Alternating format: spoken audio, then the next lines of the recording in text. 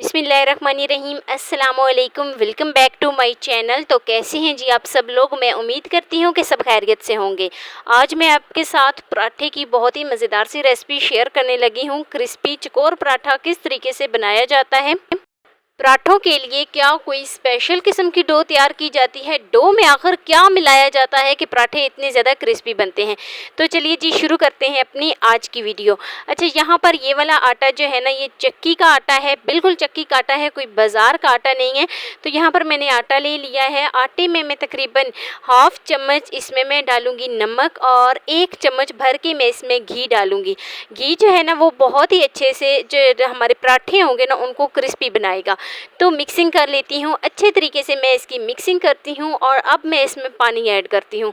पानी जो है ना आप अपनी मर्ज़ी से थोड़ा थोड़ा करके इसमें ऐड करें, क्योंकि जब हम डो तैयार करते हैं ना तो पराठे किस हद तक बनते हैं क्रिस्पी, कितने सही बनते हैं, उसका सारा जितना भी प्रोसेस होता है ना उसका सारा अमल जो होता है वो डो के ऊपर होता है। अगर हमारी डो अच्छे तरीके से तैयार हुई होगी तो पराठे अच्छे तरीके से और बहुत ज़्यादा क्रिस्पी बनेंगे। तो यहाँ पर मैं इसको मिक्स कर लेती हूँ अच्छे तरीके से। मैं इसकी मिक्सिंग करती हूँ और मिक्सिंग करने के बाद अब यहाँ पर मैं इसको हाथों से अच्छे तरीके से मिक्स करती हूँ, ताकि हम जो है ना अच्छे तरीके से डो तैयार करें। हाथों से इसको मिक्स करेंगे और इसको फिर हम रेस्ट पे छोड़ देंगे तकरीबन आधे घंटे के लिए।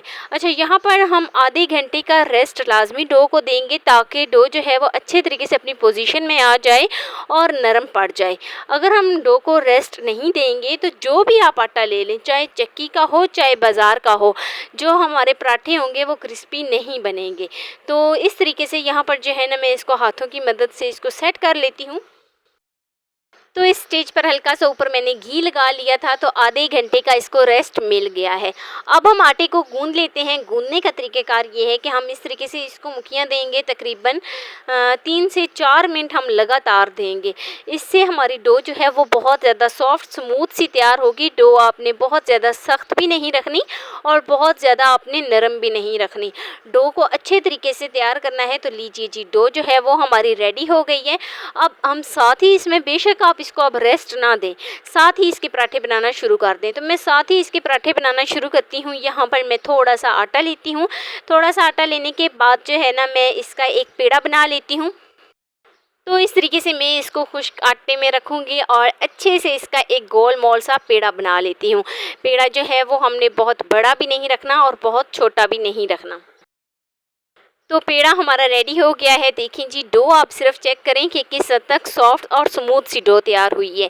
तो यहाँ पर मैं इसको एक रोटी की फॉर्म में लेके आती हूँ और उसके लिए हल्का सा नीचे खुश्का डस्ट करूँगी और डस्ट करने के बाद मैं इसको बेल लेती हूँ। यहाँ पर मैं इसको बेलती हूँ तकरीबन जितनी हम रोटी आम तैयार करते हैं ना, बिल्कुल इसी तरीके से हमने एक रोटी तैयार करनी है।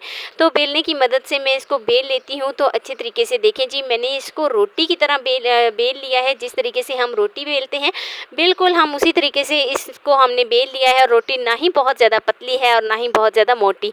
तो यहाँ पर मैं इसको रखती हूँ और अब मैं इसके ऊपर घी लगा लेती हूँ।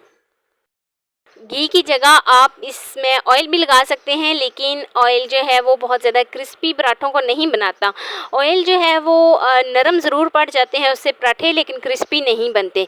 तो इसीलिए आप कोशिश करें कि घी का इस्तेमाल करें। घी जो है वो बहुत ज़्यादा क्रिस्पी बनाता है पराठों को। आप चाहें तो इस स्टेज पर आप देसी घी का इस्तेमाल भी कर सकते हैं।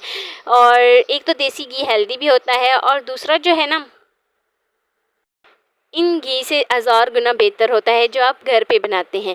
तो इस तरीके से यहाँ पर मैं इसको फ़ोल्ड करती हूँ। पहले मैंने एक कॉर्नर से पकड़कर दूसरे कॉर्नर तक इसको फ़ोल्ड किया और फिर से इसको दोबारा से इस एक दूसरे के ऊपर इस तरीके से रख दूँगी। तो यहाँ पर हमारे पास कुछ चकोर जो पेड़ा है वो बन चुका है। तो अब मैं इसको हाथों की मदद से साथ ही इसको हल्का हल्का प्रेस करूँगी, ताकि ये फैल जाए और जिस तरह का पराठा होता है बिल्कुल उसी तरीके का ये फैल जाए और उतना हो जाए और पतला हो जाए।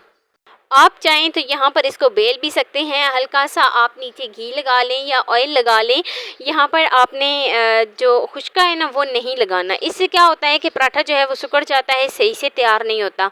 तो बहुत ज़्यादा वो खुश्का जो होता है वो पराठे के साथ भी लग जाता है। तो कोशिश करें कि इस स्टेज पर जो खुशका है ना वो ना लगाएं, सिर्फ़ और सिर्फ घी या ऑयल लगाएं। तो यहाँ पर मैंने इसको फैला लिया है अच्छे तरीके से और मैं अब इसको उठा के तवे के ऊपर डालती हूँ। तवा जो है वो गरम होना चाहिए, सही से गरम भी नहीं होना चाहिए, सही फुल गरम भी नहीं होना चाहिए, बस हल्का सा गरम होना चाहिए। तो तवे के ऊपर इस तरीके से डाल देती हूँ। अच्छा, जैसे ही ये थोड़ा सा कच्चा पक्का सा नीचे से हो जाएगा तो हमें जो है ना ऊपर से ये खुश्क होना शुरू हो जाएगा। तो जैसे ही ये खुश्क होगा तो हम इसके ऊपर घी लगाएंगे, साथ ही हम इसके ऊपर घी लगा देते हैं। तो घी लगाने के बाद यहाँ पर मैं इसकी साइड को चेंज करती हूँ।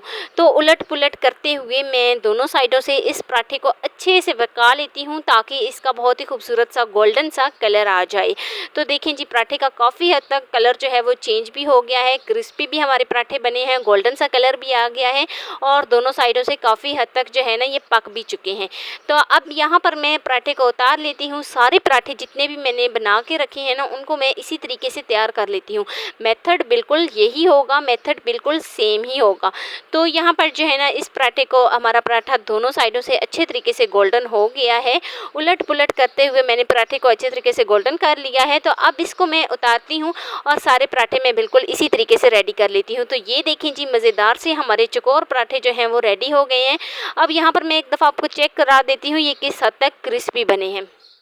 तो ये है जी आज की वीडियो आपको ज़रा सी भी अच्छी लगी हो ना तो लाइक कर देना। फर्स्ट टाइम है चैनल पे तो चैनल को लाजमी सब्सक्राइब कर देना और बेल आइकॉन को लाजमी प्रेस कर देना ताकि मेरी डेली की वीडियो आप तक पहुंच सके। अल्लाह हाफिज़।